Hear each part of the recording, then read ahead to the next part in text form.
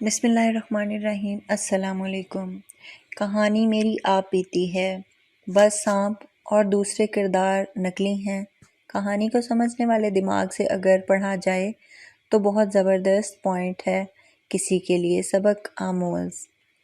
گاؤں میں میرے ایک دوست نے ایک سانپ رکھا ہوا تھا، نہایت ہی خوبصورت اور دلکش، سفید رنگ دھاری دار تھا۔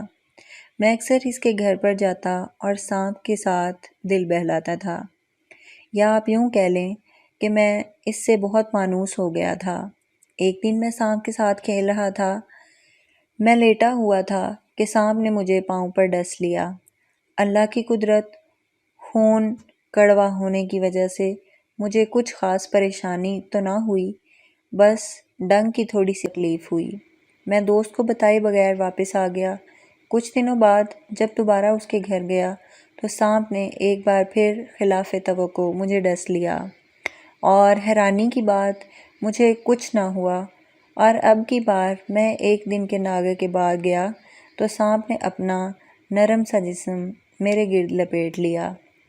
میں بے خبری میں اس سے کھیلتا رہا۔ جیسا کہ میں بتا چکا ہوں، میں اس سانپ کم دوست زیادہ سے بہت مانوس ہو چکا تھا، اس لیے اسے کچھ کہہ نہیں سکتا تھا۔ خیر، مجھے کسی کام سے شہر جانا پڑ گیا۔ جب ایک ہفتے کے بعد میں واپس آنے لگا تو دوست نے کال کی کہ کسی ماہر ڈاکٹر کو ساتھ لے آنا، سانپ بیمار ہو گیا ہے، اسے چیک کروانا ہے۔ میں ڈاکٹر کو لے کر سیدھا دوست کے گھر آیا۔ میرے دوست نے بتایا کہ سانپ نے ایک ہفتے سے کھانا پینا چھوڑ دیا ہے، کمزور ہو گیا ہے۔ جب ڈاکٹر صاحب نے معائنہ کرنے کے بعد جس چیز کا انکشاف کیا تو ہم دونوں حیران رہ گئے۔ ہوا یہ کہ ڈاکٹر صاحب نے بتایا کہ جب سانپ میرے جسم کے ارد گرد گھیرا ڈال کر کھیل رہا تھا تو بظاہر وہ کھیل رہا تھا، مگر اصل میں وہ جائزہ لے رہا تھا کہ کتنے دن وہ کھانا نہ کھائے تو مجھے وہ کھا سکتا ہے۔ اس لیے سانپ نے ایک ہفتہ سے کھانا نہیں کھایا۔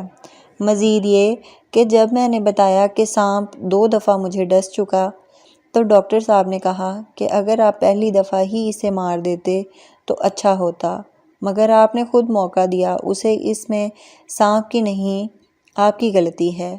اگر آپ اسی دن مار دیتے تو آج یہ آپ کو کھانے کی تیاری نہ کر رہا ہوتا۔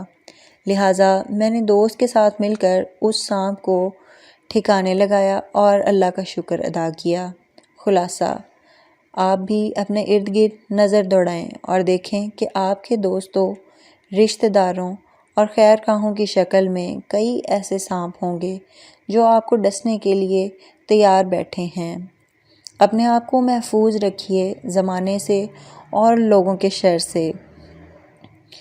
ضروری نہیں وہ سانپ بظاہر ہی کوئی سانپ ہو، کسی انسان کا دل، دماغ، زبان، آنکھ، غرض کچھ بھی ایسا سانپ ہو سکتا ہے جس سے آپ کو نقصان تو ہوتا ہے، پر پتہ تب چلتا ہے جب آپ برباد ہو چکے ہوتے ہیں۔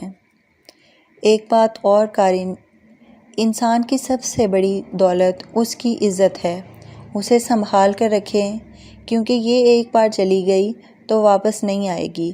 اپنے آپ کو معاشرے میں ایسا بنائیں کہ دوسرے آپ کی کاپی کریں، نہ کہ آپ سے نفرت کریں۔ مزید اچھی ویڈیوز کے لیے ہمارے چینل کو لائک کریں۔